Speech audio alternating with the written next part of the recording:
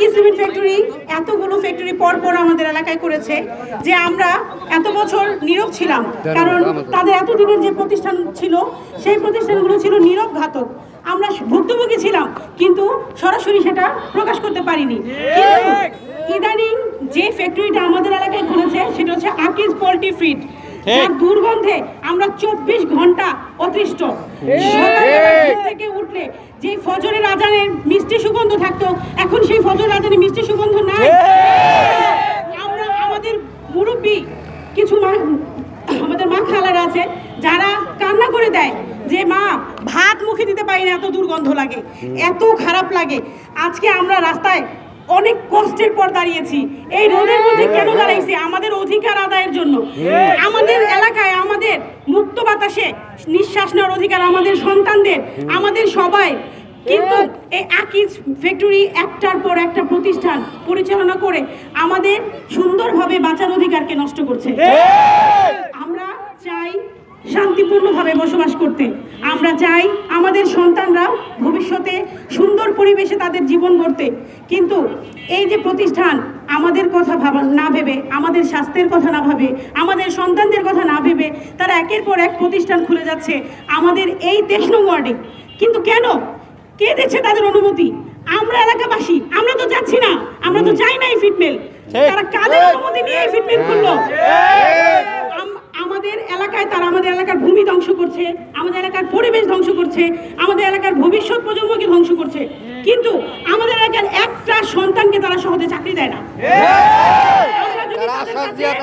তারা আমাদের সন্তানরা যদি তাদের কাছে চাকরি দিতে যায়, যদিও কয়েকজনের চাকরি হয়, তাদের পার্মানেন্ট করে না। আমরা ভুক্তভোগী, আমরা কষ্ট করি, কিন্তু আমরা কেন তার সুফল পাই না? অন্যদিকে তারা হঠাৎ করে ফিটমেলটা চালু করে দিছে।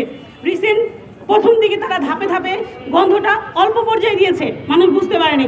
যখন দেখছে যে আমরা সয়ে ফেলতেছি, এখন তারা তীব্র আকারে ছাড়া শুরু করছে। তারা জানে না যে আমরা আর নীরব থাকবো না, আমরা বোবা থাকবো না। আর মানুষ বোবা থাকে না, কতদিন বোবা থাকে? একদিন, 2 দিন মানুষ সোচ্চার হয়। তাই আমরা আজকে দাঁড়িয়েছি আকিজ ফ্যাক্টরিকে জানাতে যে আপনারা 24 ঘন্টার মধ্যে আমাদেরকে জানাবেন আপনারা কিভাবে এই গন্ধ বন্ধ করবেন।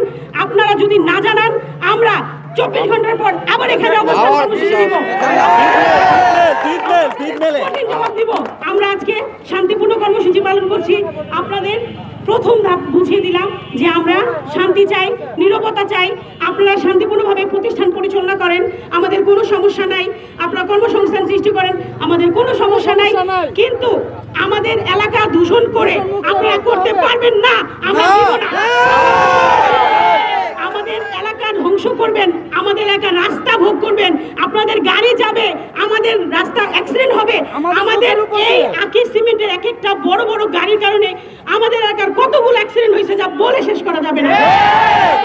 এই আকিজের গাড়ি প্রত্যেকটা মোড়ে মোড়ে অ্যাক্সিডেন্ট ঘটাইছে। আপনারা সাংবাদিকরা জানেন, এটা আপনারা সবাই জানেন। আপনাদের মধ্যে অনেক সাংবাদিক আছে আকিজ নিয়ে এর আগে অনেকবার আপনারা সংবাদও প্রকাশ করছেন, আমরা দেখছি।